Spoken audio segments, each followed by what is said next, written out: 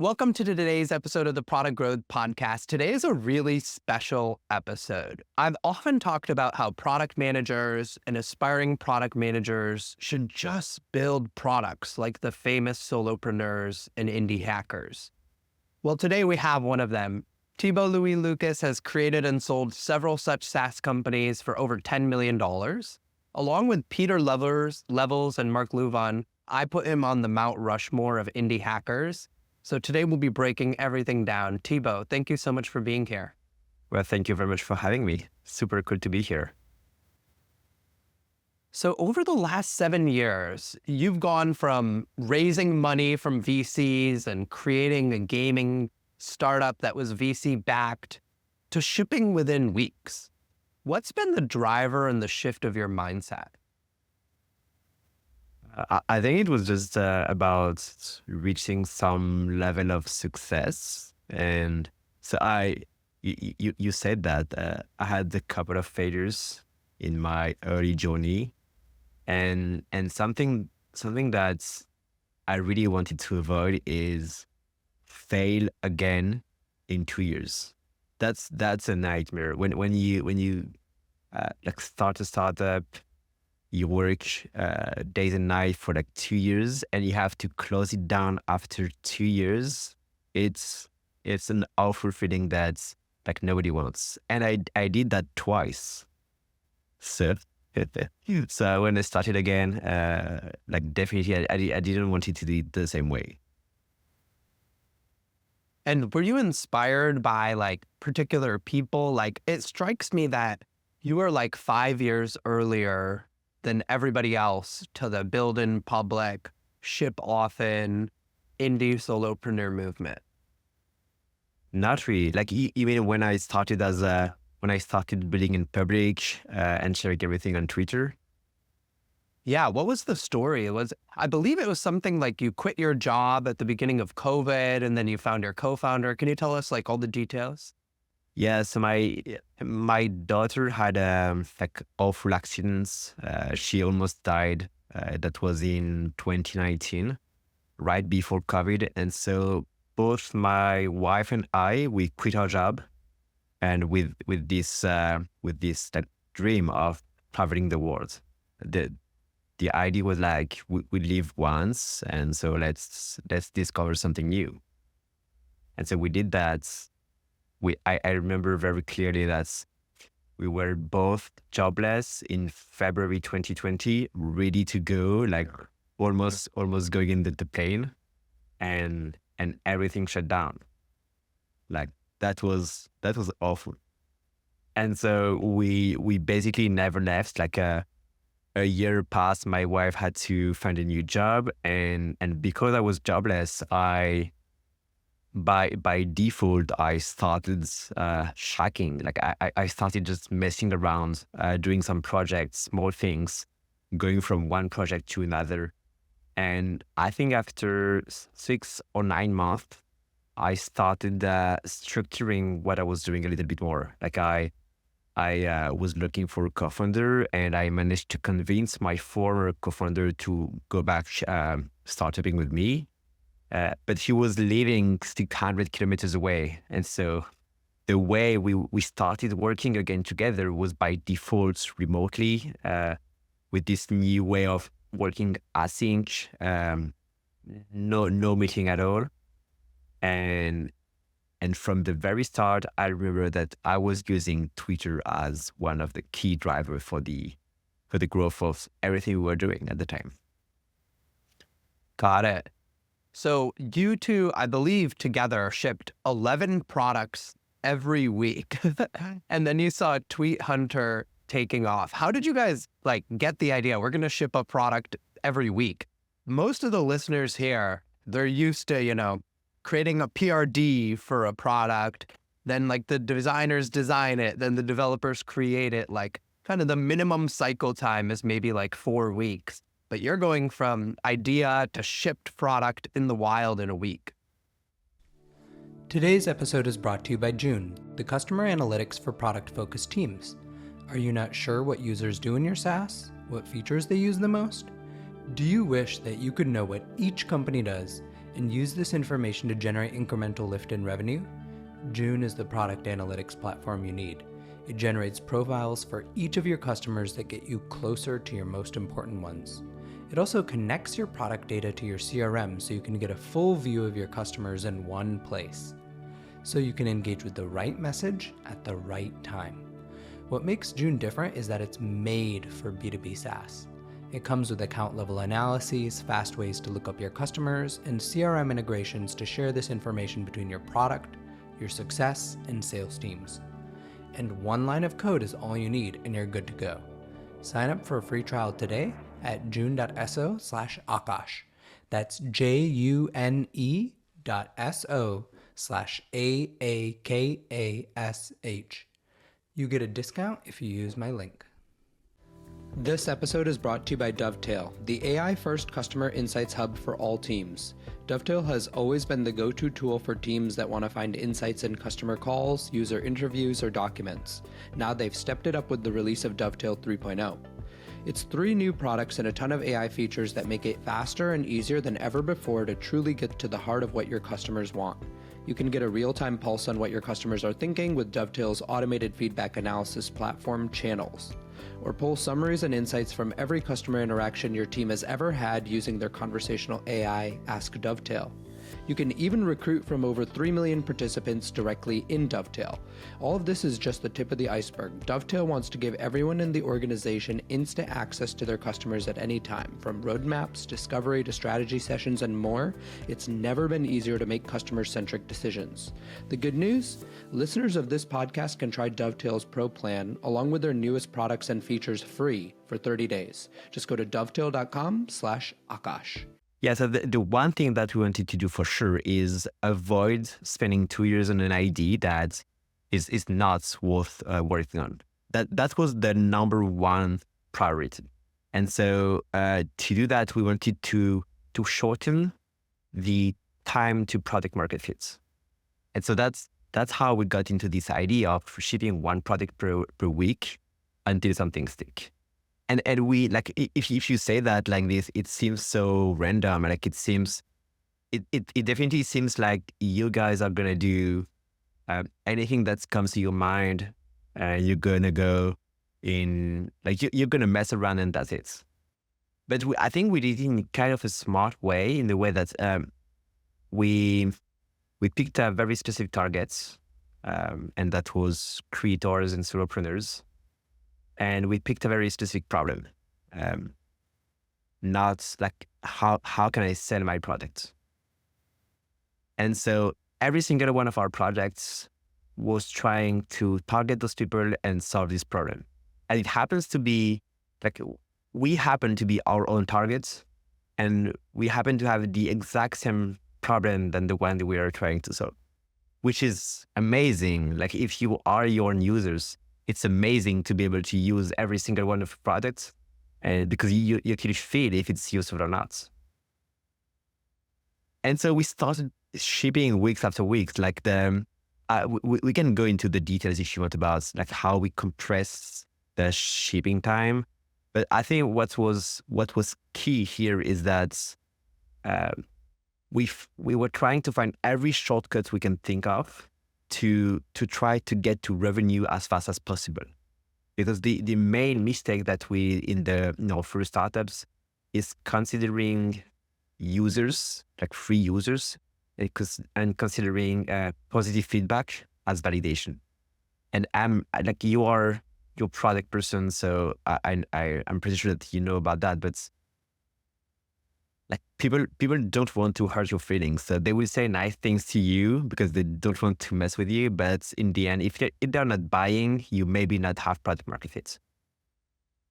Yeah, there's 2 really, really important insights there. The first is founder problem fit.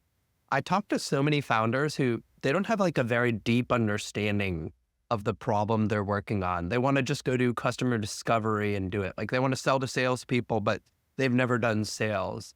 But a lot of the founders I've talked to in this podcast, we recently had Henry Schuck. He started ZoomInfo, a public company. That's what he talked about, is the founder problem fit. And what strikes me of your 11 products is you had strong founder problem fit for all of those.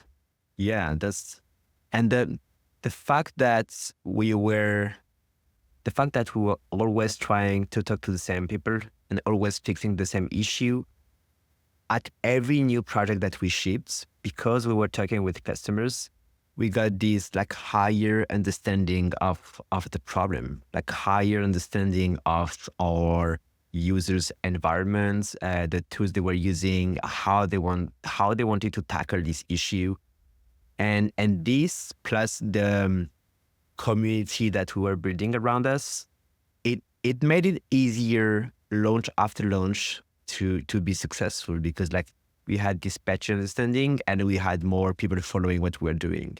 So this process, I think with TweetHunter we got lucky. Like we randomly landed on TweetHunter, but I'm pretty sure we would eventually got into something useful just because of the process was good, I think. Yeah, the process is really good. In fact, I've made the same mistake that you, no, I don't know if it's a mistake, but I had the same learning you had early in my career. I started a company called Rap to Beats. We got it to 350,000 monthly active users pretty quickly. We didn't have any monetization. So then we decided, okay, we're going to create some monetization. We put ads in. This allowed us to hire a team of 7. I think you've talked about this too. Like your first company, you think like hiring people is like a good thing. You can go to dinner and you can say, yeah, I have a team of 7 working at my company.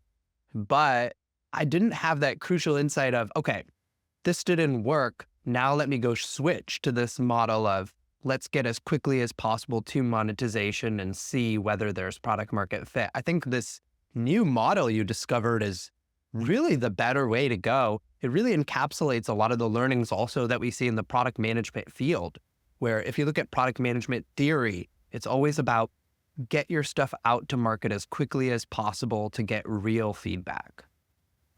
That's so true. Like there been this huge trap that you quickly talked about, but I have sold a few startups. My new startups is pretty successful, but it's way harder for me right now to talk about what I'm doing right now to friends and family without being able to say something like, yeah, I have a team of 10 people and I'm managing projects here and there.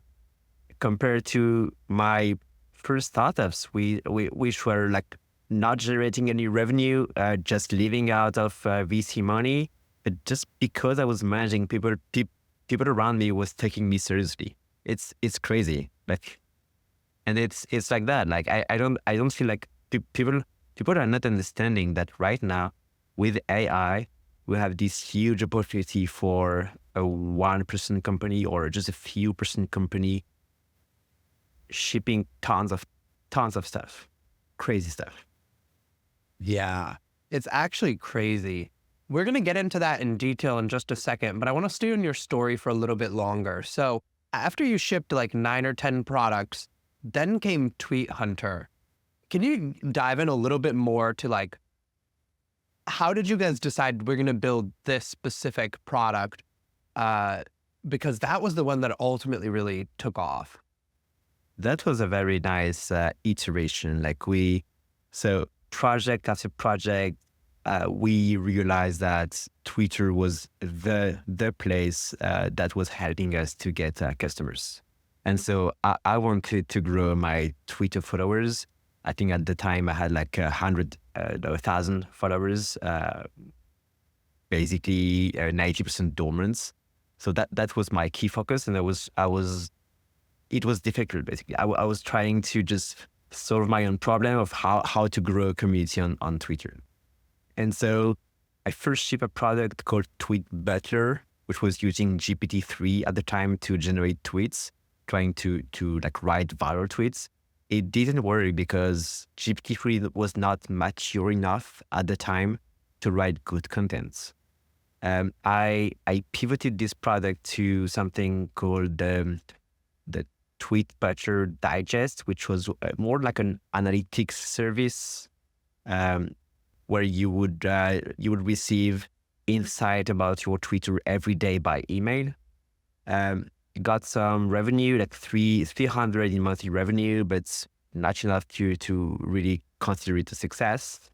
And so I realized that what was working insanely well if you want to write high-performing tweets is basically look at viral content from like 3 to 6 months ago and find a new way to talk about the same ideas.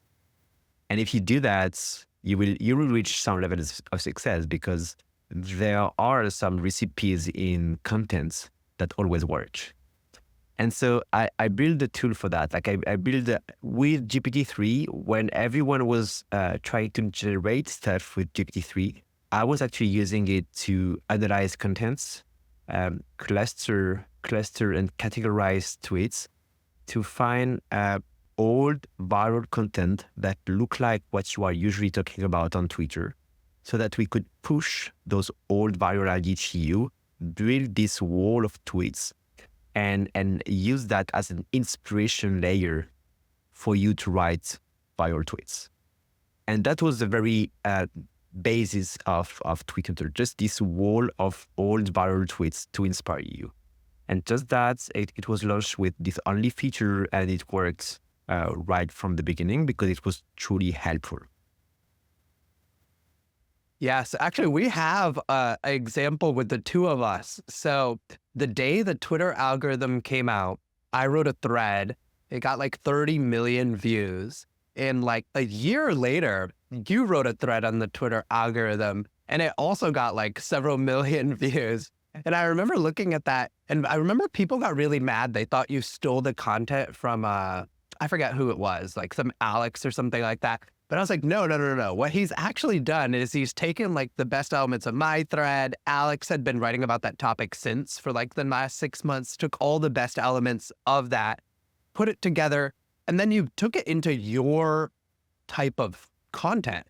Your type of content is like how you can grow on Twitter. So it wasn't like necessarily like an analysis of the algorithm, which is what our hooks were. Your hooks were like, the algorithm is out, here's how you can use it to grow. I loved that example of going back into history, bringing up something that people haven't been talking about for a while, and like kind of saying it in a fresh way that's unique to you.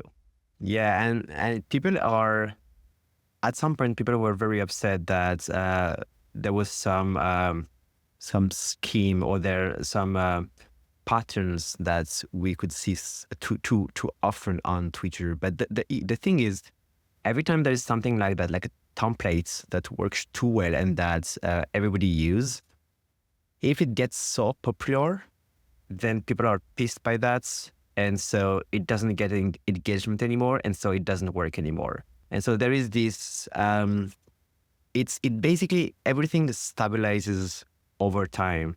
Because the template that works start to annoy people, and so they just fall.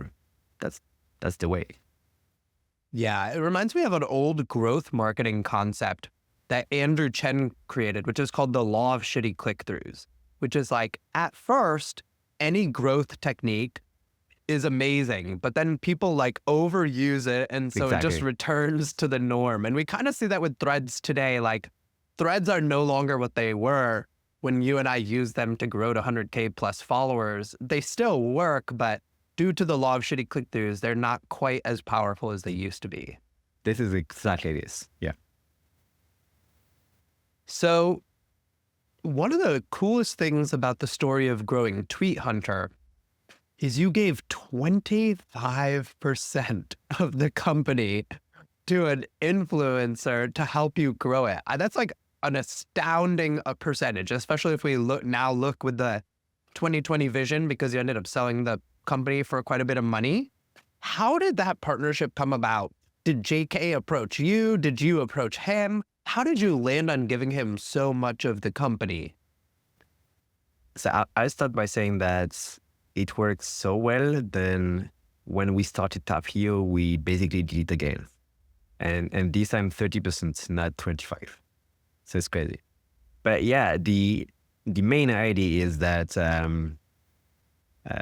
we wanted to grow very fast, and we had very small Twitter followers at the time. And I remember reaching out to like big players on Twitter. I think we were pretty much at like 1K in monthly revenue at the time. And this guy, like GK, from the very beginning, he said, yeah, I love that. I want to be in.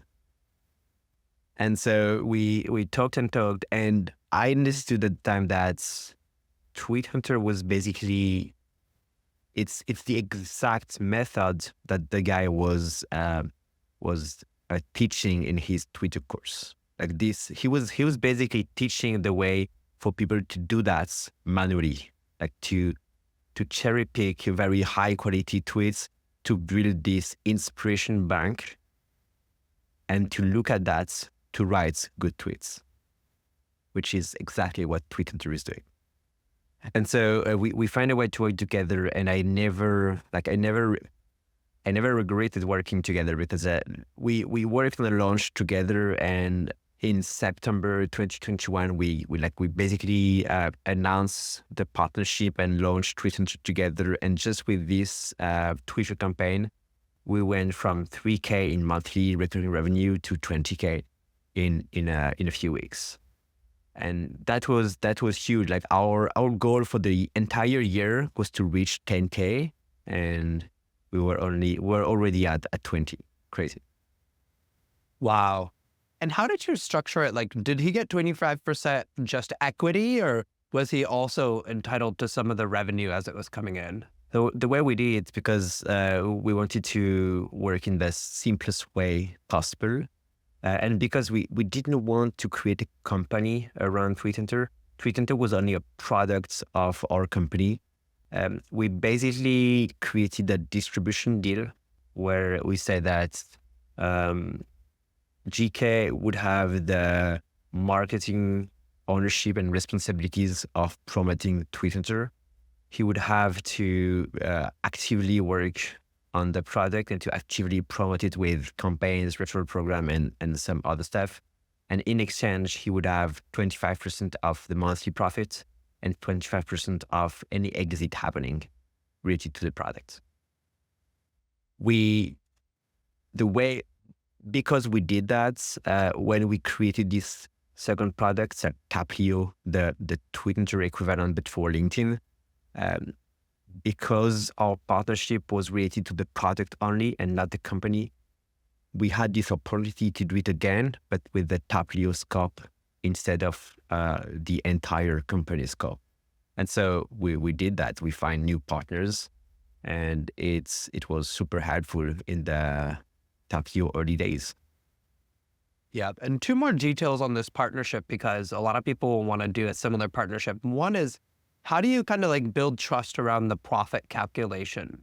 Because whoever's in marketing, they might just wonder, like, are you just paying yourself? Are you adding that to the cost? Or are you, there's so many ways profit numbers can be manipulated. So how did you kind of define, like, okay, this is how we're thinking of profit? So first of all, we are very open about everything. Like we shared bank statements, Stripe access. So everything that could just get us the trust of the influencers. Our salaries were not included in the costs. That was a key point.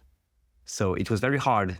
Like the way we could have manipulated anything would be to pay external contractors higher than it would be worth, and trying to get back their money on the side. But since we were very transparent with that, we were sharing all the expenses, so it would have been pretty hard to do that. One thing that I think is very important is we look up at influencers. We look up at very big creators, thinking that it's very hard to come up with this partnership. But people have to understand that big influencers are not making that much money. Like big influencers, especially on Twitter and LinkedIn, are craving to have their own products, to actually find good ways to make their revenue out of their following. And so this deal was huge for us, but it was also huge for the guy. Like the guy, when we signed the contract, GK was, I think, 21. He had not gotten any significant revenue from like being a Twitter influencers. And so the partnership was so relevant that like it worked all the way for both of the parties. Yeah, that's awesome. And then how did you handle like the exit calculation? Because in the acquisition, they bought Taplio and TweetHunter. So how did you like understand how much of the value was of TweetHunter versus of Taplio? So we basically prorated the amounts based on the revenue of each product. At the time, I think TweetHunter was making like 80% of our total revenue, and Taplio was like when we sold, I think Taplio was like for three or 4 months old. So it was a tiny piece in the share of the company's revenue. What's funny is like right now it's making 3 times more. Yeah, I personally, because I'm a super user of Twitter and LinkedIn, and I've used every creator tool out there, I feel like Taplio was like leaps and bounds ahead of the other LinkedIn tools versus on Twitter, you have like so much more competition developing tools that are somewhat similar. There's a reason for that. It's like the technicality on LinkedIn is so higher. It's crazy. Like you have I think you have too many reasons. First of all, you have tons of indie hackers, builder and makers on Twitter. And so you have a lot of more entrepreneurs on Twitter knowing about the Twitter ecosystem. And so by default building on Twitter and for Twitter. So we always had tons of competition on Twitter. But on LinkedIn, there's like no one, like no competitors. There was no tool dedicated to LinkedIn only. I think because the builders are not there. But still, there is like the LinkedIn API is so hard to work with that I think it was discouraging anyone into building anything for LinkedIn. We had to find very like crappy ways to make things work on LinkedIn, but we did, and super happy to that. Okay. Well, I know for a fact at least 4 or 5 directors and VPs of product at LinkedIn subscribe to this newsletter. So here you hear it from a developer, guys. Your API is a lot harder to work with than Twitter's. I think it's on design. Like they do not want to have more. They are just restraining the access that they are giving to developers, and I can understand why. Like there are tons of tools scraping LinkedIn because it has so much valuable data, and that's why I guess I got my accounts suspended on LinkedIn very recently.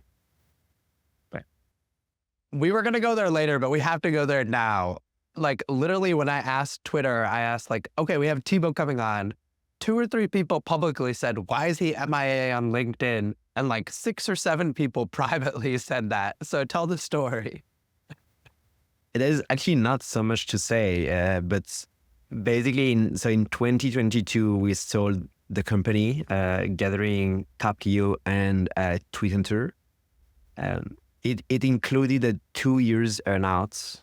And so we left a little bit earlier than planned, but in April 2024, so like 6 months ago, I left the company.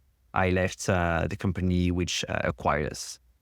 And I had the surprise, I think 4 weeks ago, like it's September, to get my LinkedIn account suspended because of my involvement in Taplio. And there is a basis for that. Like it's true that Taplio is doing more than what it's allowed to based on the LinkedIn developer agreements. But I do feel that it's I didn't expect to be suspended 6 months after not working and not violating anything related to LinkedIn anymore.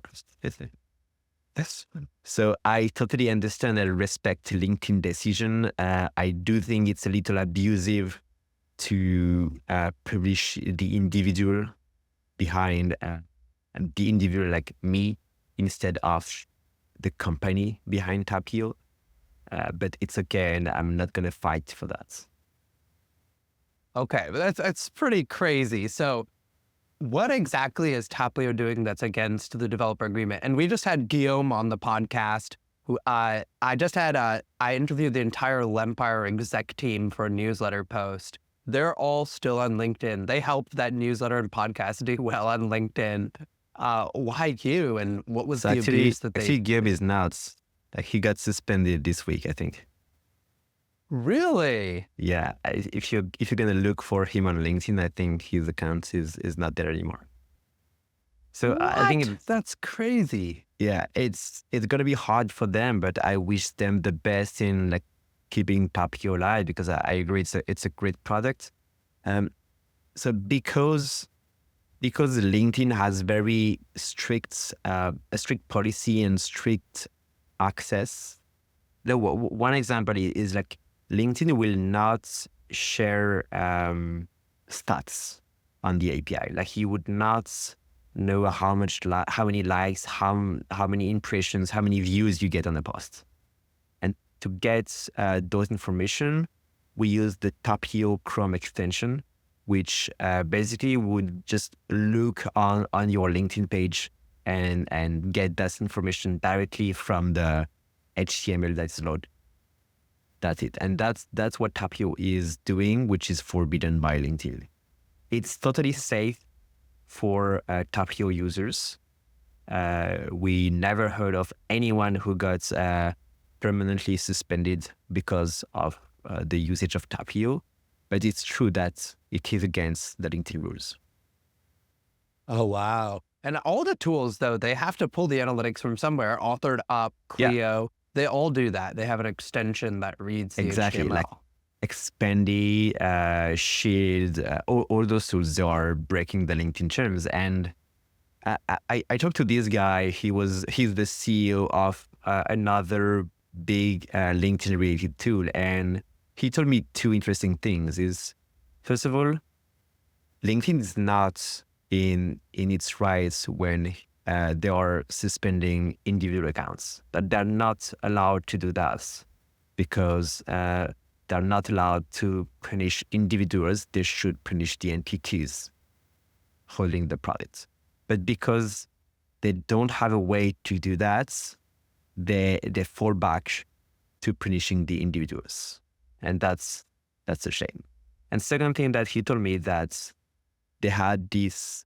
He doesn't know if it's interns of or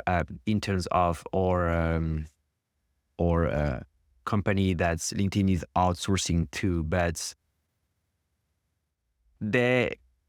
sometimes they mission someone to do an analysis on like abuse like this, and they found someone, and during 6 months they would harass everyone from this company, suspending everyone, and then move on to another company.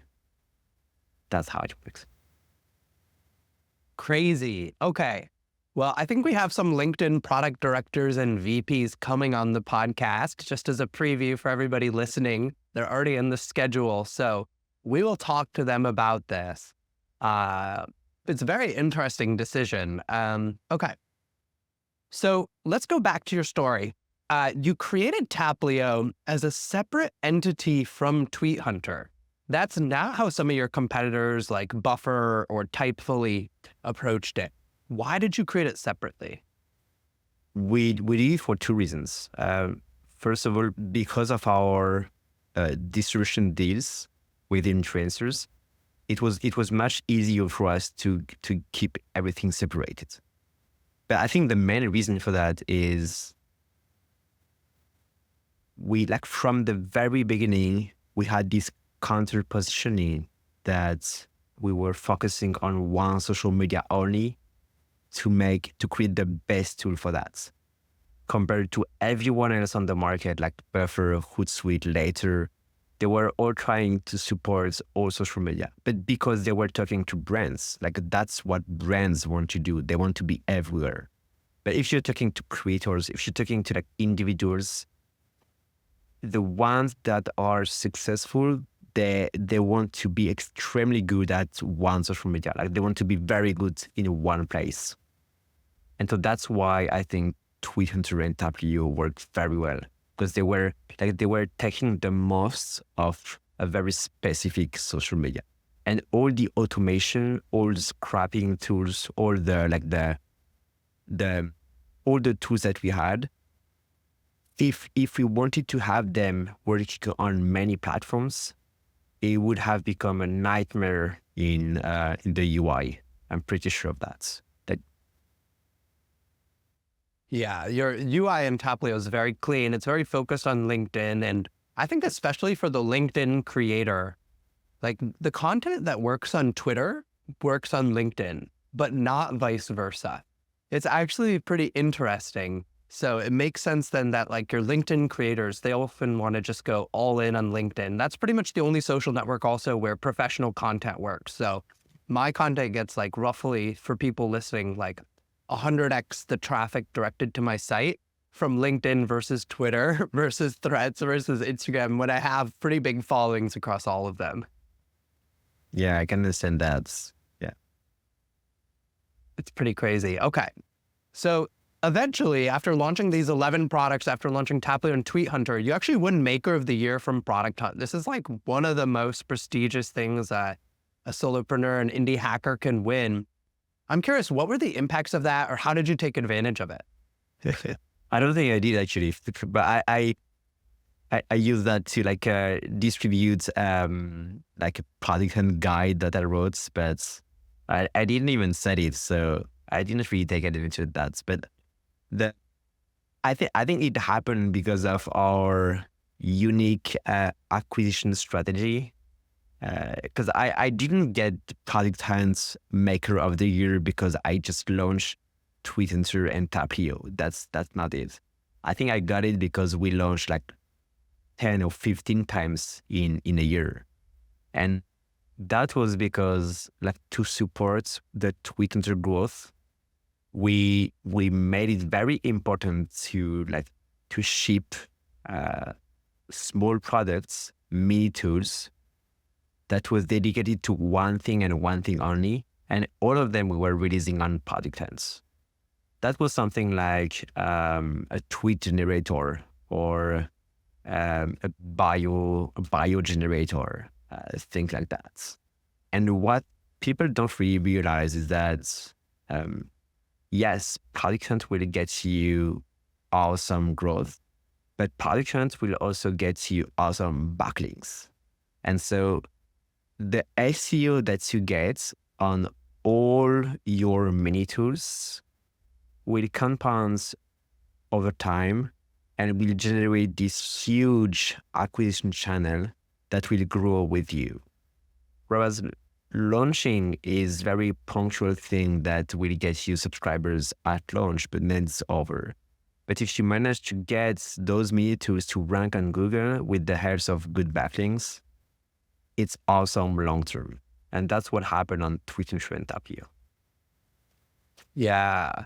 So can you say a little bit more if people don't understand the mini tool strategy? So these are, for instance, hosted on TweetHunter.com or Taplio.com, but they're typically free, right? They don't require any login. And then you're launching those as a product. Yeah. So I think what we did pretty well is unbundling what TweetHunter and Taplio were doing. We basically took features of the product and we extracted them and put them in a simple one-page tool. Just an example is if you type on Google download video from LinkedIn, I think the number one link is going to be still Taplio. Yeah, I think it's going to be a Taplio page that would allow to like paste a LinkedIn post, and that would download the video. And this tool only is generating, I think, 1 million visits per month. So it's not super relevant to the Taplio use case, but over 1 million person per month, a tiny percent will try out Taplio and will eventually subscribe. Yeah, I use that tool like once a week, and I also help a lot of people grow on LinkedIn, and that's how they usually discover Taplio. Because I'll tell them, like, you need to download, like you said, the strategy of like the videos that work now so that 6 months later you can write a post about them. And so we always use that Taplio tool. And yeah, there's no competition also. If you look at Google search results 2 through 11, none of those tools actually even work. So it's pretty crazy. But what's super interesting is like this tool especially, I had never planned to build it. I was hiring a developer to grow the team. I had to come up with a test to test the skills, and I came up with that. And one of the guys was very, very talented. He built that. He was working perfectly. So I was like, yeah, okay, let's ship it, and we just put it in production. That's it. And like I think 2 months later, it was ranking first and getting tons of revenue. And at no point we were brainstorming with my co-founder with some strategic plan, trying to come up like with this nice matrix of efforts versus opportunity to try to maximize stuff like that. And my point there is this happened, I think, at least 5 times. At least 5 times. I scrapped and shipped a tool over 1 or 2 days without talking about that to anyone. And because I was very action oriented, because I was not thinking about if it was worth it or not, and because I just shipped it, sometimes you have an outlier and something will take off like this. Amazing. I actually use that video download tool. It's so funny you brought it up. In my example, when I'm teaching people product-led SEO, we use that exact example. It's so powerful. So did you launch that on Product Hunt in order to get the backlinks, in order to help rank first on Google, or did it just organically get to first? This one got super big just organically.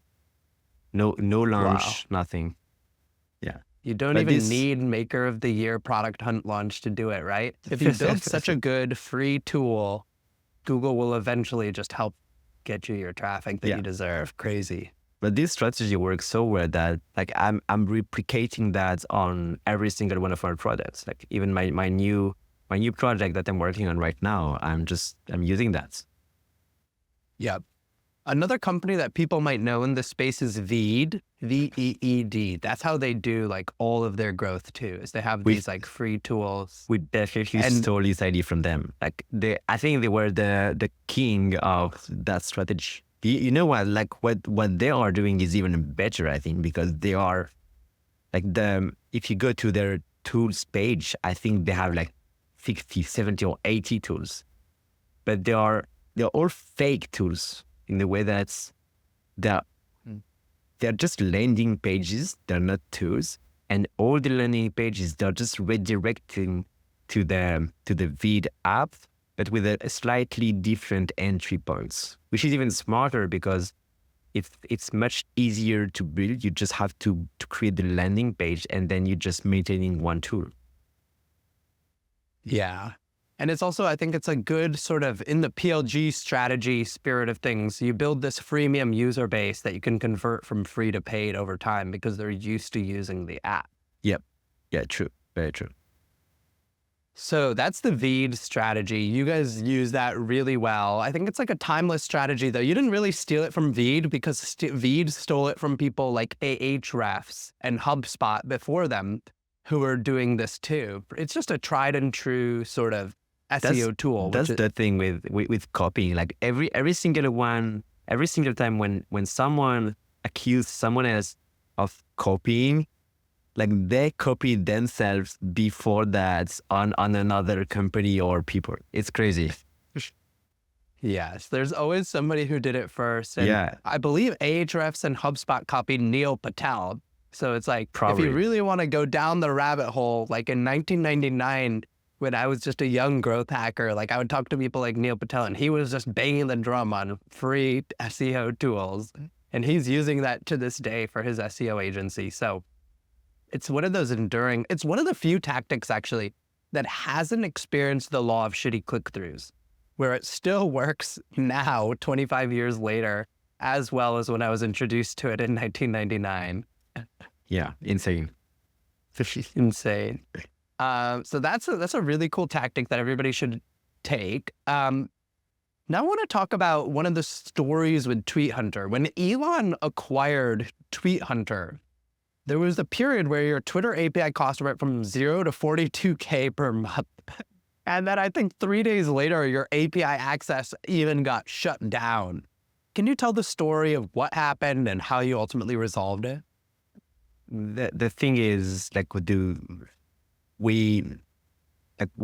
on a Twitter product and LinkedIn product has this huge issue with having a strong dependency with the platform, and that's basically why we sold the company. Like, we were afraid of something like this to happen, like being blocked at one point by the platform, and that's what happened. Like, I think it was like 6 months after the takeover from Elon Musk of Twitter by Elon Musk. And what he did is that they announced that the API that was free at the time would transition to a 42K subscription per month, which was insane. But it had this advantage in our case because we could afford that. It had this advantage to, like, it would kill all the competition. And because we were the biggest of the Twitter tools at the time, it could maybe be good for us. That's what we thought.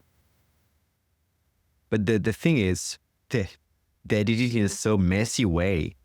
They announced that the transition would happen in 30 days and that they set up a form that we could fill to, like, start being an enterprise client. That's what we did. But just after 3 days after signing the form, and not 30 days, our entire API got cut off. Like, no access. Users couldn't do anything, nothing. And the thing is, I don't know if you remember, but I think that was a few months after Elon Musk fired like 80% of the company. So talking to anyone on Twitter was basically impossible. I reached out to the few people that I know, and I got no response. And I think that was because all of them got fired. I eventually found the phone number of the Twitter managing director from France. We talked a little bit on the WhatsApp, but the guy was completely not understanding about what's happening in his company. He was the managing director in France for Twitter. And I was basically saying, I want to give you guys 42K per month. I'm willing to pay, but I'm not finding any way to do that. And what was awesome at the time is I saw some kind of friendship emerge from all the Twitter tools. Like, we were it was almost like we created a group sharing about good contacts.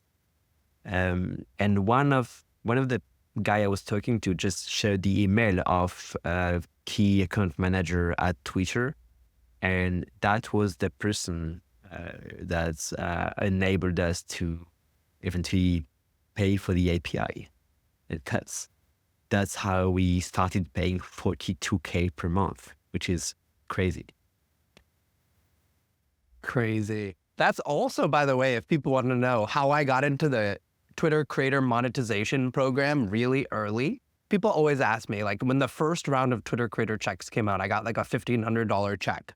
And Sahil Bloom hadn't gotten a check. Well, I think Alex Pompliano hadn't gotten a check. Everyone came to me and they were like, how did you, what did you do? And I actually did that, where I was like, in the chaos, I kept messaging like so many different people at Twitter. Eventually I found a product manager who was kind of like my devout follower. And so he was able to get me into the program. In that post-Twitter chaos period, it was like you had to build these personal connections. It's insane how like it felt like the Wild West. Like there was no rules. You don't know about stuff. Like you get surprised. That was crazy. But like I'm really happy about the person that we talked to. She was incredibly helpful. I think she and very competent. So yeah, in the end, it worked very well. Yeah, same with the person I worked with. Super competent. He's still there. He's crushing it. So it seems like Elon did end up finding the really competent people, but he did it in a really crazy way.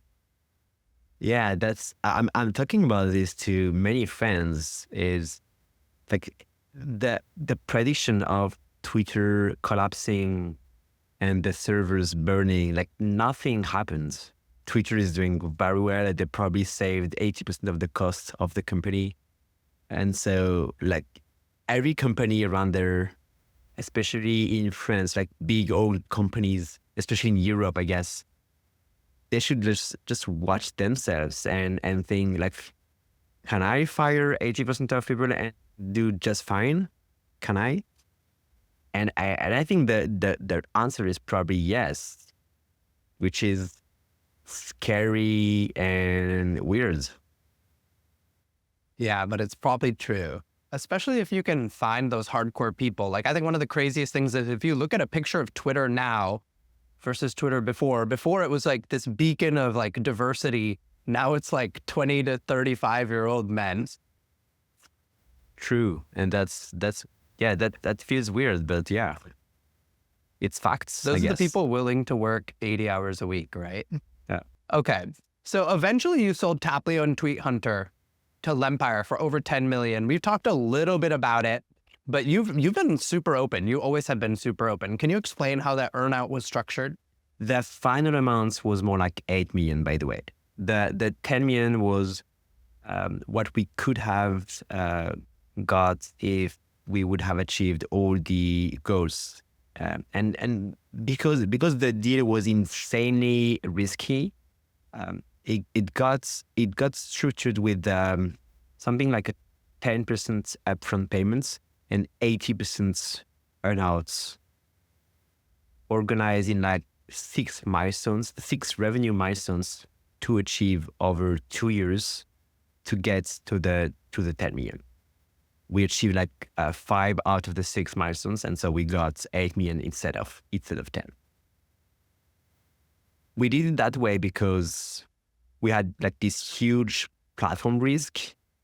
The company was barely one year old when we got acquired, and the environment was changing so fast. Like there was the Elon Musk takeover.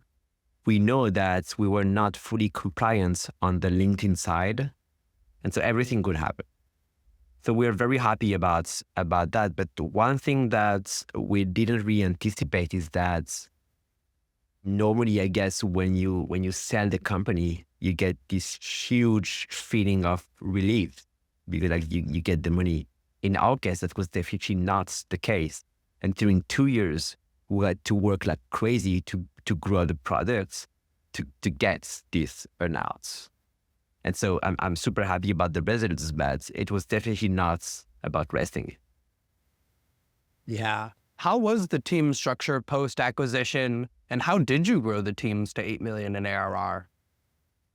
It didn't grow that much, to be honest. Like I think when we got acquired, there was like 7 people in the team, and we got from 7 to 10, but that's it. Like we had like three or 4 developers working. It was pretty much enough to support the products. And then the marketing side, we had a marketing style that was very, very efficient, I guess. Not very.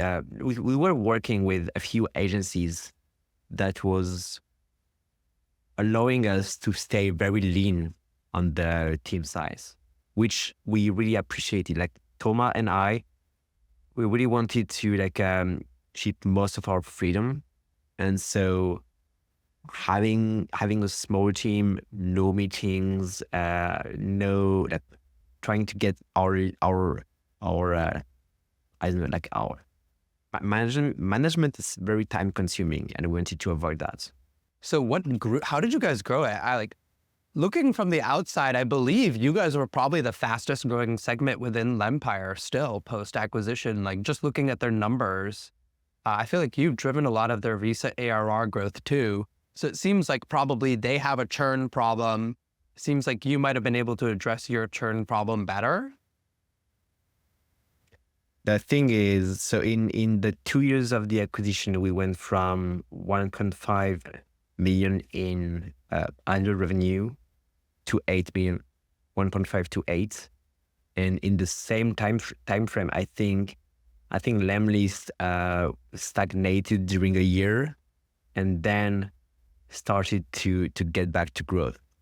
And so, yeah, definitely Taplio was the driver for growth during our earnouts for the entire Lempire company, which, by the way, gave us this, like it put us in a situation that was super pleasant. Basically, we stayed very independent, very autonomous. We had no constraints about integration, tech change, because the growth was there, like because we were delivering on the goals. So thanks to that, and thanks to like Guillaume is very entrepreneurs friendly. Like he wanted to keep us the space to give us the space that would allow us to grow quietly, and so he did, and so we stayed independent. And what were the key tools for you? Like, was it more on the acquisition side? Was it increasing retention? How did you guys 6-7x the ARR? Just acquisition. Honestly, during 3 years, we tried to fix the churn, and we never fixed the churn. The churn has always been like between 10 and 15%, the monthly churn, which is huge. Like honestly, it's just insane. But I think it's just it's directly linked to the nature of the target audience, which is very volatile, I guess. You have tons of creators that just wake up one day, they say, yeah, I want to be a LinkedIn influencer, and I'm going to do it. And I'm just, it's going to take years, but I'm going to do it. But then 2 weeks later, they say, yeah, no, my space is Instagram, you know? I want to be an Instagram influencers. It's going to take years, but I'm going to do it. And then it's going to be Twitter. You see my points? Yeah. So yeah, we it's never also selling to consumers. Yeah, right? exactly. So I have a paid newsletter and I have a churn problem as well. And I've noticed like if they're paying from their company, there's no churn problem. But if they're paying on their own, there's a giant churn problem. I think it's going to be like that. Like I at the end of the 3 years, I think I was like resignate. Like I knew that, or I understood that there was nothing that we could do on churn. It was like an never ending job that we couldn't fix. And it was worth more trying to work on like good activation and acquisition. Yeah. I do have one question though. Usually one thing to reduce churn is reducing your price. So I'm pretty sure like on my paid newsletter, like I have a bunch of friends who have cheaper paid newsletters and they have better retention. So I'm pretty sure if I reduce my price, I could have better retention. Did you guys think about that? We never tried. Yeah, we thought about it because especially on Twitter, like we had competitors keeping the price very low, or like newcomers. Especially there is one competitor that is distributing his product to a yearly plan only, but with a much lower price. And so that was a thought that we have, but we never lowered the price. Like we always increased it, and it went very well every time we did that. So we never went back. Got it. Very cool. Maybe I should test increasing my price. That's what I'll do next. Okay. The thing is, if you divide your price by 2, like you need twice more subscribers, or a churn rate which would be twice lower. And I don't think it's ever possible to achieve that. Yeah, it's not going to be that much. I know the churn numbers of the people who charge less than me. It's like they charge like 33% less, but their churn is like 20% better. So, and the thing is, well, what I saw on TweetHunter especially is hiring the price, like increasing the price, actually lowered the churn, because you get like you are not getting the low commitments users, the lower quality users that you would get with lower prices. Yeah, that was a nice price. And I forgot to check this right before our call. Did you guys have free trials? Yes, 7-day free trials, but you actually add your credit card before the free trial. Yeah. Okay. So let's move to today. You acquired, I believe, both Typeframes, which you rebranded and relaunched as Revid, and Feather, which you've kept the brand. Is that right? Yeah, totally true. So tell us how you went from being the acquired to now the acquirer. Why the change in heart? And tell us about your plans for these two products. So first of all, the amounts has like totally different. It's I paid like it's for Typeframe, which is now Revid, it's tens of thousands. For Feather, the amount is public. It's 250K. The plan was to when I saw during my startup years is that I think the most difficult stuff is getting to product market fit. That's the highest difficulty. And so I wanted the shortcuts, basically. I wanted to take the fastest path to product market fit and focus on growth, because it went very well for TweetHunter and Taplio. And that's what I did, and it's going very well, actually. Typeframe was struggling a lot as a product because it was focusing on creating product videos. I actually found a way to make it 10 times more profitable by with these pivots to generating short videos. So as Revid.ai right now, it's making so much better. I think it's growing. I think it's growing more than TweetHunter and Taplio in the early days. So it's totally crazy, and I'm having hard days to just sustaining the growth, but super exciting. And I'm so happy to see that I can make it happen again. Feather is totally different. Feather is slow growth, very low churn. Feather is a Notion to blog software. And I find it very peaceful, very interesting to have this peaceful SaaS growing quietly on the side. It's low maintenance. It's working well. Yeah. Got it. And with part of Feather, you were kind of knocking on Beehiiv on Twitter. I think I liked and replied to most of those tweets, so probably helped amplify them over to Tyler and the Beehiiv crew. So you actually got kicked off Beehiiv. So it's not just LinkedIn, but also Beehiiv. You made enemies with another platform. Can you kind of share the full story for people who might have missed some of the details? The two happening at the same time is a total coincidence. And it's not very, it doesn't make me look good, I think, but it makes me look like a bad guy fighting with big platforms all the time. But that's really not me. So the thing is, I think it was in March. I got this email from Beehiiv telling me that they are gonna increase their prices, and I would go from 100 per month to 250. And the amount is not crazy, but like this is basically paying 2.5 more for the same product with the same feature sets. And so I went through 10 price increase on TweetHunter and Taplio, and every time we did it like 20% or 25% is the highest we ever did. But 2.5 more, I found it crazy.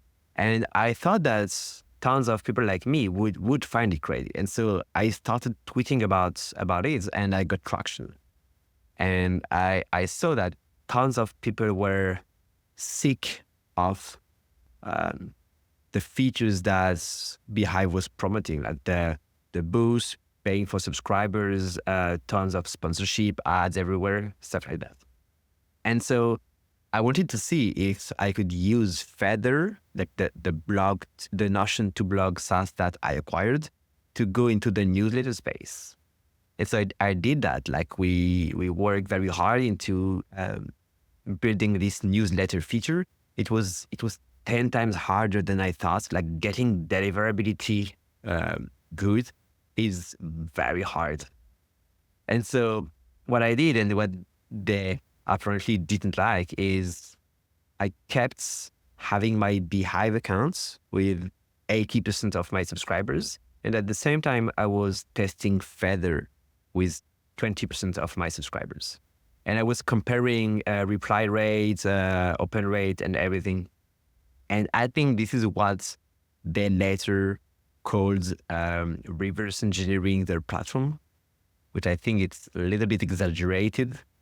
But because of that, and because of the few tweets I did to criticize them publicly, they shut down my accounts and forced me to go all in with Feather, which happened at the right time because Feather deliverability was finally ready and actually better than Beehiiv. So I'm there right now. I'm sending today my second newsletter with Feather. Amazing. Better than Beehiiv. Okay, so I'm on Substack. They've created lock-in for me because of the recommendations feature, but I always was like jealous of Beehiiv deliverability and open rates. And I do draft my posts in Notion, so I'll have to check out Feather. That's awesome. There's so many people like you. Like Notion is one of the best platforms to write. Honestly, like if I want my draft on Beehiiv to be checked by someone, it's a nightmare. On Notion, it's so easy. Notion is one of the best platforms to write, and that's why I really love Feather, and that's why I acquired it. It's you write on the best platform, so you have the best collaboration tool, you have the best review tools, you have versioning. You can just go back to a previous version if you messed up with everything. And then the tool just handle the portability to blog or to newsletter. I really like it. It's awesome. We'll definitely support that. You will actually probably be the expert on this. Yesterday, I finally discovered a feature that people have been telling me this is why I use Google Docs and not Notion, which is suggesting. Did they just release that, or has that always been there? On Google, I think it's been at least 10 years. Google is always. That's why people use Google. So like we had Gagan Biani on the podcast. He said, my entire company uses Notion for 99% of everything except for my social media posts because we need Google Docs for the suggesting feature. Yeah. So I'm imagining Notion just recently released it. I didn't know that. Yeah, it came out yesterday. Really? Yeah, they have suggesting. Yeah. Whoa. Oh, that's so. It's so my SaaS basically getting better thanks to that. Yeah. Yeah, I think like literally the main objection to Notion that existed is now gone because they have suggesting. So it's pretty cool. That's amazing. And I was so scared. Like, I think in June, Notion released Notion sites, which basically make you able to build a small website on Notion. And I was so scared. Like basically I was thinking, I just lost my 250K investment in Feather, and it's now worthless. And turns out that it's the complete opposites. Like it created some attention on Notion, but because it obviously doesn't have the full suite of tools to maintain a blog, it's not enough. And people are then trying Feather to fulfill their needs. Very nice. Love it. So Ivan is pretty active on Twitter. You're pretty active on Twitter. And we have a lot of Notion PMs subscribed to this newsletter. So I'm going to seed the idea, Notion. You should consider acquiring Feather. Thank you. All right. All right. So now I want to move to our second big topic. We spent a lot of time on your story, and honestly, I could spend 4 or 5 hours on it because there's so many insights for our audience. But I now want to move to building with AI because this is equally as interesting for my audience. As I started with at the top, I've been pushing everybody, all the PMs out there, to start building with AI. And you are someone who actually does it. And you've said something pretty bold that I want to start with. You said this on a podcast recently. You said, AI has made it so easy to build that it really comes down to audience acquisition and how you grow. Can you explain that?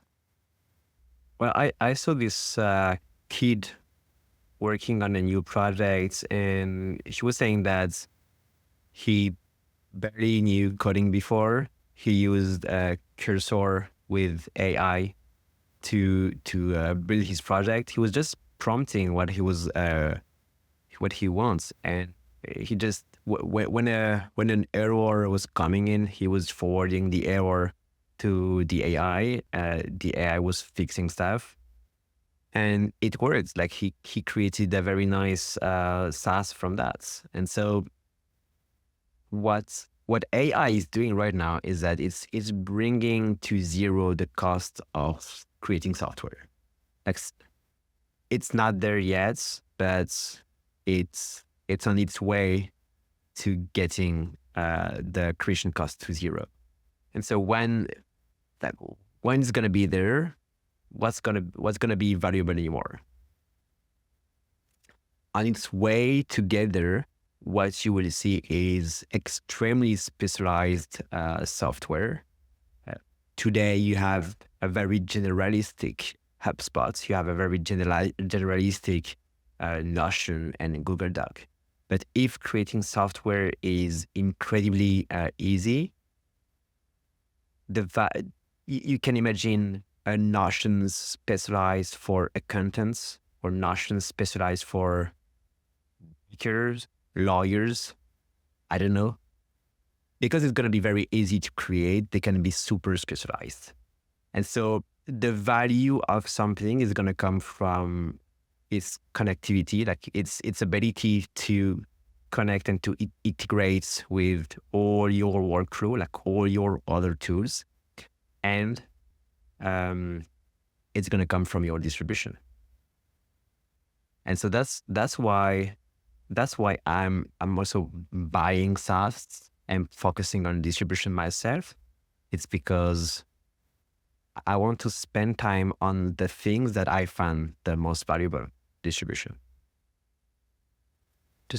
is huge. And I can tell you, just based on my inbox of startup founders wanting to advertise on my channels, that distribution is monetizable right away.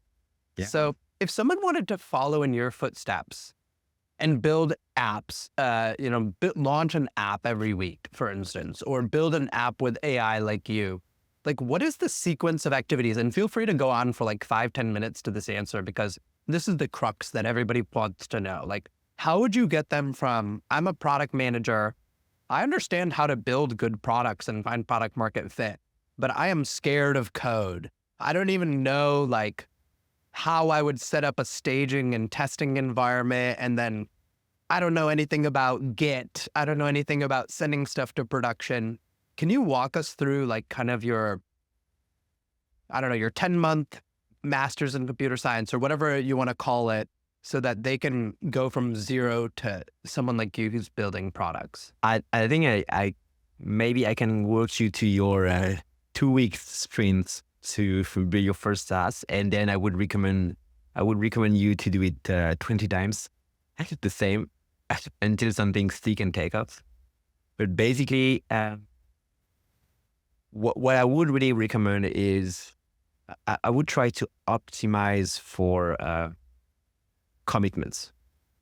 And so one way to do that is start by building it public. Like start by creating these LinkedIn accounts, create these Twitter accounts, like go somewhere where you will document everything you're doing, share your goals publicly, and like show up every day to see that, to showcase that you are making progress towards these goals. Because if you are not socially committing on everything, the pressure is basically barely existence. So just add pressure with commitments. Then I would use ChatGPT to understand what's Cursor, and I would then use Cursor, which is a brand new software to where you will write code and talk to AI at the same time to create your first software. What I would keep in mind is that the first thing that you recreate is probably not going to work. And so you will have to pick something that you will have fun with. Pick something that is fun to work on. You will not feel that you wasted your time. Something for your kid or something to follow your passion. And this first idea that you get, talk to AI about how to create that. Do not spend 5 hours on YouTube watching tutorials and on how to make it perfect. Just talk to AI, share your errors with AI, and try to ship something. That would probably means you will have to deploy your work at some times. So talk to AI. It will probably advise you to use some hosting platform like Verser or stuff like this. Today, it's very easy to deploy an app for free on those platforms. I think what's very important then is to showcase your work. Even if it's shitty, just showcase stuff. Some people will go hard on you. They say that what you created is shitty, but tons of other people will be very nice and will walk you through the way to get better and to improve your stuff. We share stuff to look at to get better. And when this is done, it's very likely that you already have a new idea about what to create next. What's crazy, and it happened every single day with me, is there was a few times when I was building stuff where I had no clue what to create. And by picking the first thing to create, while creating it, you realize you get 10 times more idea while creating something that you can then work on. Just by building something and to sharing it with someone, you get new ideas. And so I would then go into this process of creating product after product until you get into something that you really like. What I mean by that is not trying to not spending days or weeks into creating the perfect process or perfect structure, but go right into building from day zero to ship something. I think this is the most important and the best way to learn. Love it. So it's not to go take CS50 from Harvard on YouTube. It's not to go look up all those terms that I told you about. It's instead to just get started with an idea. And as you encounter roadblocks, ask AI, okay, what do I need to do next? How do I need to handle this? I think that the best way, when you watch a YouTube video and it explains you how it works, the even if the content is awesome, it doesn't stuck in your head until you actually face the issue that this knowledge is trying to solve. And I think it's when you are facing a real issue and when the knowledge is there, it gets printed in your brain in a way that will just stay there forever. Yeah. Anyone programming knows this. Like, Yep. that's actually the way to learn, is you have to do this. So where I feel like people, they just never get started. So you said build in public, that's one thing. The other thing is they're just like obsessed with like the tech stack. They're like, should I go buy Mark's Ship Fast? Should I use Cursor? Should I use ChatGPT? Should I use Vercel? Because you mentioned all those tools. What I'm hearing is like the tech, maybe it matters a lot less than just getting started, getting the first thing out there. After you build the first thing, you'll build more knowledge about what tech is good and isn't good. And maybe you do go buy Ship Fast or something like that. But for the first one, it's more about getting started. Yeah, so true. Like this is true too, that you can just get started with ChatGPT and your basic block note app on your laptop. That's like, you can get started with this, and I highly recommend that you do that. Just take action.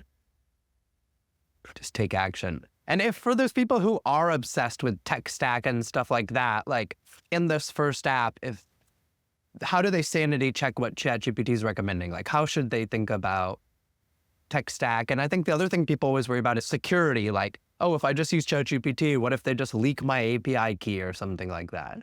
To be honest, I don't know. Like, I'm using the same tech stack for like 5 years because it works well for me. I think it's pretty easy to find on the web or on Twitter what's trendy right now. If you do with what's trendy, I think you are pretty safe. It's not going to be a bad decision, and it's better to start with something that might not be the best for you compared to not starting at all.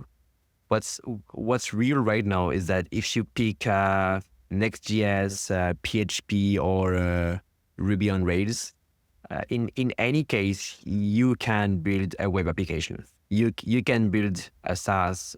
You can build a website. So the tech matters a lot less than getting out there and doing it and learning. And people are so worried like about the time commitment as well. Like, what is a realistic, like, especially if these people aren't familiar with code editors, they don't have Sublime on their computer or anything, like how long will it take them before they can get something out there? I'm not sure it's about, like, I'm pretty sure if you work like 1 or 2 hours per day and doing this process, I'm pretty sure within a few months you can get somewhere. Yeah, it's not going to be a few days, obviously, but what I mean by that is you don't have to quit your job and go all in from day zero. Just take an hour or two on the evening and you'll get somewhere. And of course, some people will go much faster than others, but there are just tons of, and just by the way, we didn't talk about no code, but there are more and more platforms right now allowing you to build very fancy stuff without any coding. And I'm definitely not an expert in those because I'm coding myself, but you can build complex AI workflow without coding. Got it. If they're really interested in that, where should they start? I would look at like something like bubble.io. It's a no code to low code platform, and you can build very cool stuff there. But Bubble I think it's getting quite old right now, so it's still great, but there are probably better products that I don't know that would compete with Bubble right now. Okay. So Should everyone who's interested in this, should they just go start like a LinkedIn or X account and start posting to start to build that distribution up? I don't see why not, honestly. Maybe it's not LinkedIn and should be Instagram because what you are. The thing is, if you are consuming this platform, and I'm assuming you do because I guess like 80% of people do. I think it's making them much more interesting if you are active there instead of just being consuming. You're part of the conversation. Like you get an opinion, and you are doing this transition where you are like working on your opinion and getting it to active mode is I think is going to drive you much further. Cool.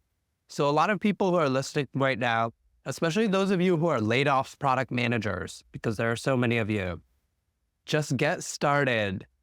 Spend an hour or two a day, as Thibault's saying, in like a month or two, you'll have something out there, and just make sure it's something you're passionate about. Maybe you're really into fantasy basketball, make it related to fantasy basketball. Maybe you're applying to a lot of jobs, make it to customize your resume for the jobs. Maybe your kids are really into Fortnite, make it a Fortnite stats tracker, but just get started. And it sounds like all you need to do is ask ChatGPT. You don't even need to worry about what your tech stack is. And you should just start coding and building. And whenever you have a roadblock, ask ChatGPT. I agree very much. All right. I hope at least 10% of you go do it. I know a lot of you are still scared of coding. You think it's like the Matrix. I think there's going to be green digits scrolling down your screen, but I think the learning is just incomparable in this area. Now I want to move into building products. Oh, go ahead. Yeah, just don't compete with my apps, I guess.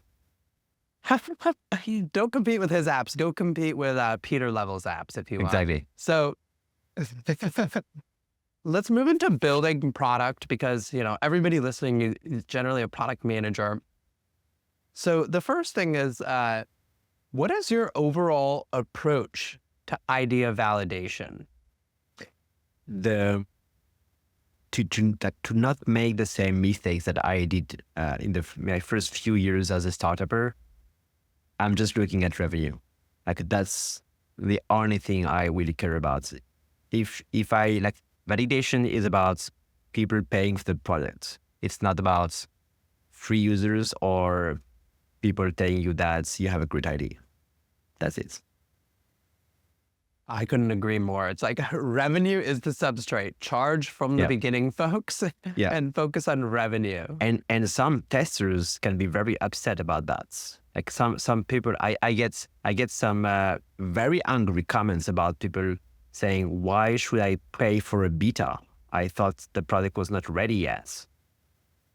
That's part of the game. Yeah, you got to accept a little bit of hate if you're going to build in public and you're going to do this, but that's just part of it, and ignore that and focus on this. Because anyways, your distribution channel, we're suggesting to you is social media. So you're going to have to get used to ignoring the haters and just keep on going and have conviction and talk to people in your community who are like you, who are just ignoring the haters. Yeah. So how do you know if an idea is good enough to focus on for some length of time instead of moving on to the next one? To be honest, I don't have a process for that. I'm very on this kind of stuff. I'm very gut oriented. So I have some experience, and if I think that it's gonna work out, I'm gonna try it. But as I said before, I think I'm gonna something that I try to do is at least once a week, try to come up one day and spend the day reading something out of an idea and ship by the end of the day. I was part of this amazing group when I was living in Bali. It's called the Hackagoo, and the idea is that you get there at 9, you introduce yourself, you briefly say what you're gonna work on, today. You work all day with a group of people, and at 4, everyone stop working, and at 4 you showcase what you've built during the day. And I was working on TweetHunter and Taplio when I was there, and I was trying to always start something new on the morning and ship it at the end of the day. And just by doing that, by forcing yourself to do that once a week, what I found out is that 80% of what you do is not going to work out, like it's not going to have any impact. But the 20% that you will ship, which will truly take off, you would not have built them if you didn't have this process. 100%. So increase your shots on goal by carving out at least 20% of your time to just work on new things, take new shots. And I know that product managers often disagree with this, but I really think that maybe it's because I'm working on social products or like products related to social media, but I truly think that quantity beats quality, because you never know what's going to work, like what's going to take off and what's not. You have guts, and it's often wrong. And if you ship more, you will ship the 20% best stuff that you will ship. Maybe you would not have shipped them if you were not action oriented. Yeah. And the data shows this. So Ronnie Kohavi, he worked as chief data scientist at places like Airbnb, Amazon, and Microsoft. So he's published how many of their A/B tests hit their results. At Airbnb, it's something like 17%. Whoa. So it's oddly similar to the 20% you just mentioned. And he showed like at Microsoft, it's 33%. At Amazon, it's like 45%. So the best you can get is like 45%. But that's after like, going through very rigorous planning when you could have just had more shots on goal. And so having this quantity is really, really important, especially kind of the smaller company you are. If you don't have the Amazon level of support just to validate or de-risk an idea. I just looked at the results of one of my A/B tests on Revid. I was checking if lowering the credits on my new users would affect conversion. And my bet was lowering free credits would increase my conversion. And I ended up doing the complete opposites and increasing free credits on new users to increase conversions. So the thing is, like, no matter your experience, I'm pretty sure like we are going to get a lot of things wrong when it comes up with products. They have to accept that. Yeah. So that's a great point there on the A/B test, where that A/B test actually did help you. How often are you A/B testing things versus just rolling them out? To be honest, I'm not doing this that much. Like I have 1 or 2 A/B tests running at a time, and most of the things that's the cons of solopreneurship or very small teams, is that you cannot optimize everything. So I know that there are stuff that I think are very important, and I'm focusing on. To give you an example, I'm not optimizing my landing page, and I know like tons of people will think that I'm crazy not optimizing my landing page conversion, but I'm not. It's not something that I find worthy of my time, and maybe I'm wrong, but. Okay, so as you were growing specifically TweetHunter and Taplio from the 1 to 8 million in ARR, how did you prioritize features? I had this, so firstly, based on what I wanted to work on, but because I was the user of the platform, what I wanted to work on was basically what would make my life easier as a user. And so by doing that, I made the best platform for myself. And by committing myself on spending a lot of time on Twitter and on growing my Twitter following, I was in the perfect shoes of the perfect TweetHunter user, and it worked. Yeah. So I think we did two things that were interesting. Is that we didn't have any backlogs. Like our backlogs is like 2 to 3 weeks, nothing more. If it's like after 2 to 3 weeks, it gets discouraging to have this never-ending backlog that you have to endlessly scroll to see the end. So I didn't want to have that. Something else is I need to hear, like, I'm not writing every IDs. I'm not writing every feedback that I get, but as 80% of the feedback coming through me, when I generally discard feedback when I get them, but if I read the same ID twice or 3 times, I will get it to the backlog. And so I'm doing this, like I'm playing the role of the filter here, and I need to hear something multiple times before considering it. What's your take on killing features? I personally have a dilemma right now where I think I need to kill a feature, which is my Slack community, but I just can't build up the balls to like kill it. It's so hard. How do you do that? Yeah, it's so hard. So during 6 months, Typeframe, the video editor that I bought, and Revid was living at the same time. Like I didn't pivot Typeframe to Revid. I forked Typeframe. So I basically copy pasted Typeframe to have Revid, and they were positioned on different segments. And during 6 months, I had both products running at the same time, and it was very hard for me to know what to do with Typeframe because it was stagnating. The experience was not very pleasant for users. Churn was high, but it was still generating money. It was still getting very high SEO traffic for keywords that are very Typeframe oriented that would not work on Revid. So it was very hard for me to know. And when I realized that the experience, and because I was not improving it, the experience was getting very bad for users, I eventually decided to like kill it and redirect all the traffic to Revid. And I think that was a great thing to do. And I think I did it too late. Like I could have done it a little bit earlier. But killing things is always so hard. Like I know that I should be doing it more. I'm not. It's so hard to do. I think I'm going to have to get inspired after this call and just go ahead and make the kill that Slack group. Sorry for the 750 of you. I've never regretted killing something, I think.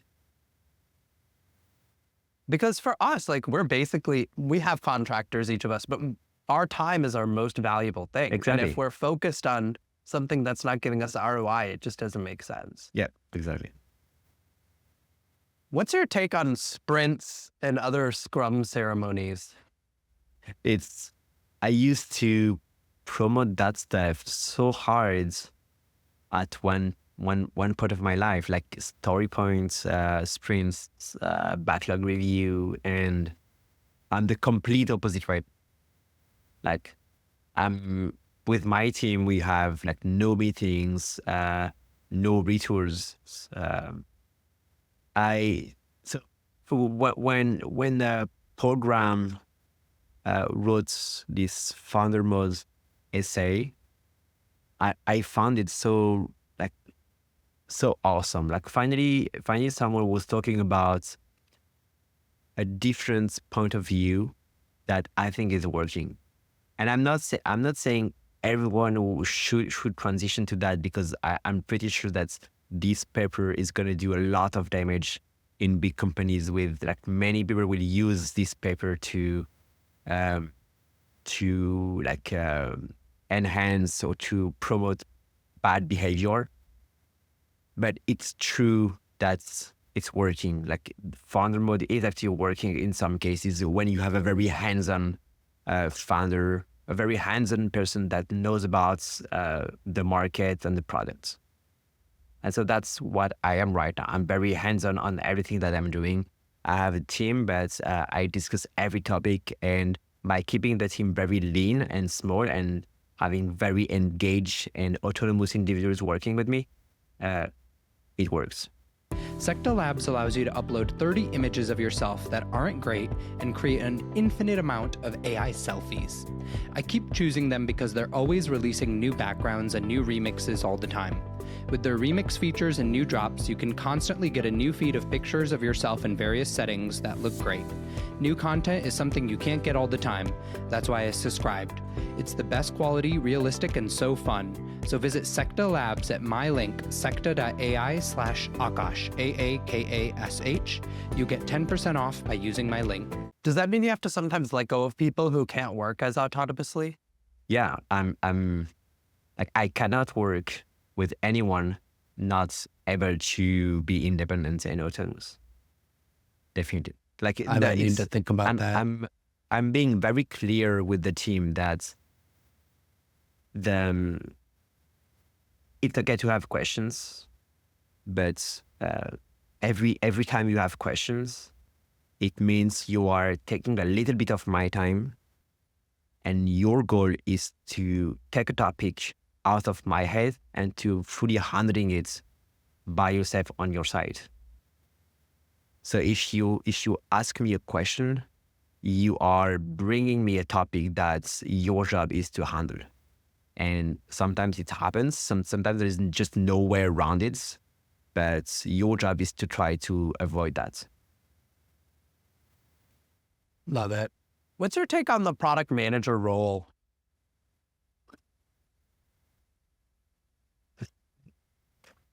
So my understanding of what a project manager is the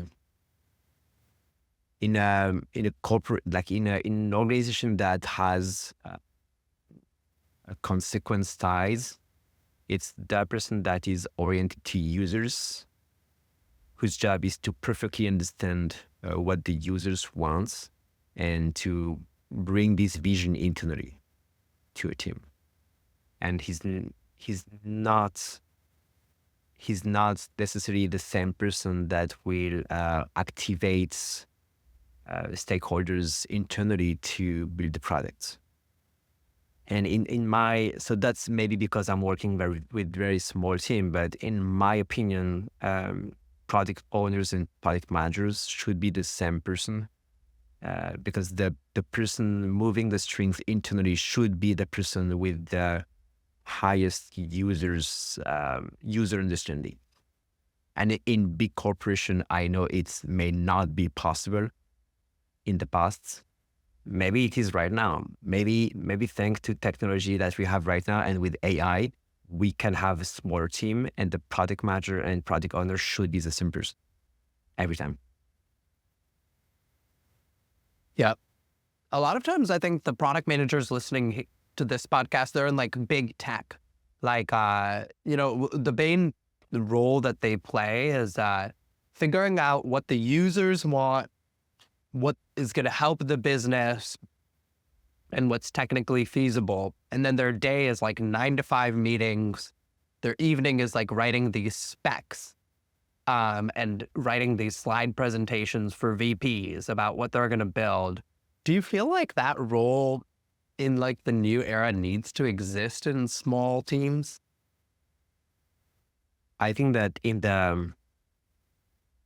definitely not, because I think the issues that you have in the building, like the building itself will, like, when you build something, you will see all the mistakes that you couldn't anticipate when you build the specs, and fixing those is the job of the builders.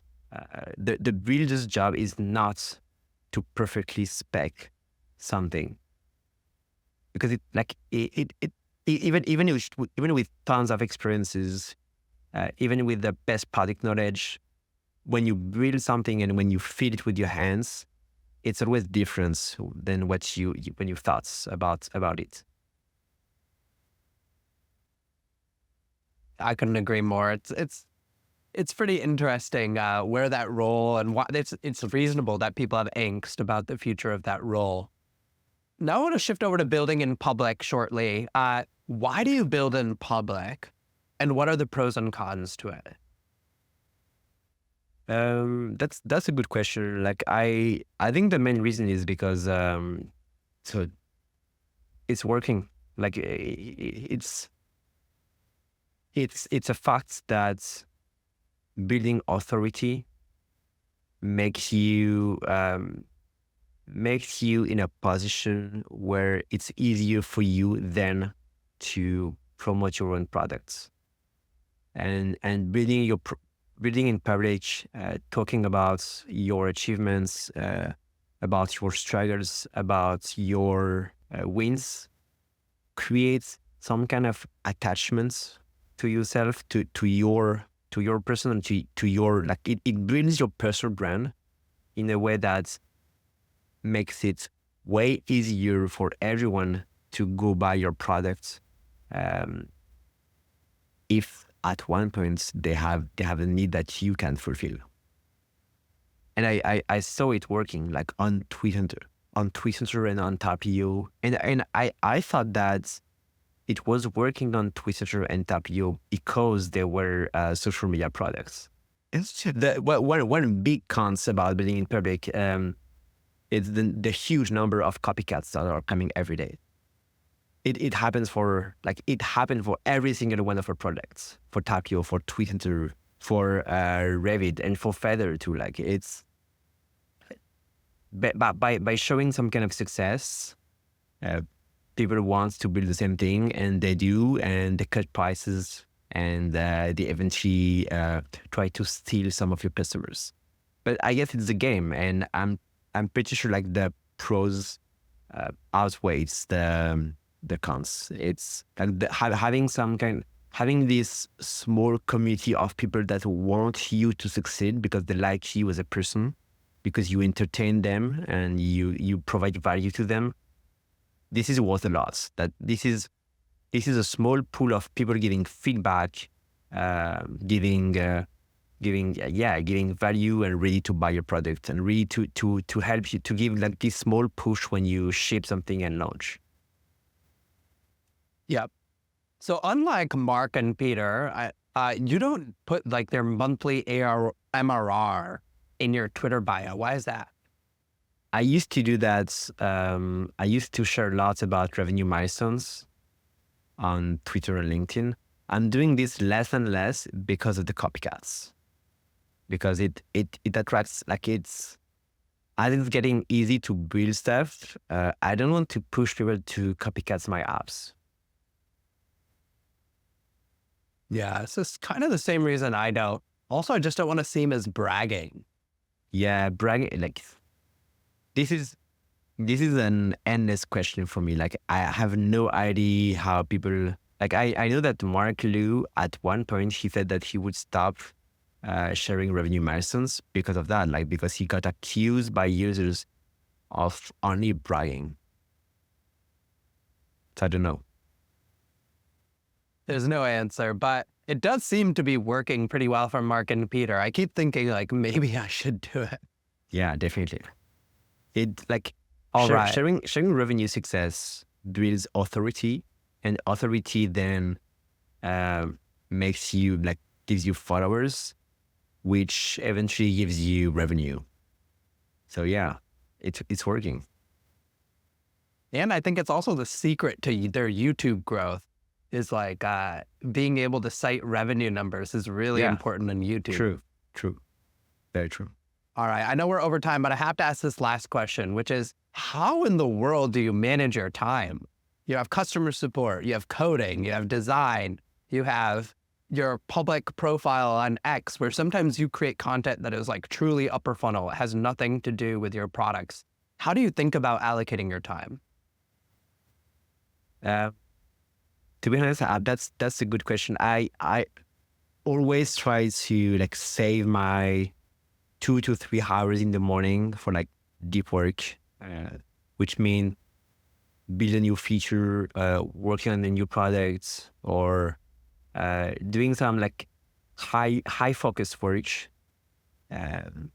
Then my day is pretty much just messing around between Slack with the team, Twitter, writing stuff, and any other task. I think what's very important is be very fast with tackling the hard task and the big problem that you have. Like every time I have that, I try to like not procrastinate and jump on the big issue very fast.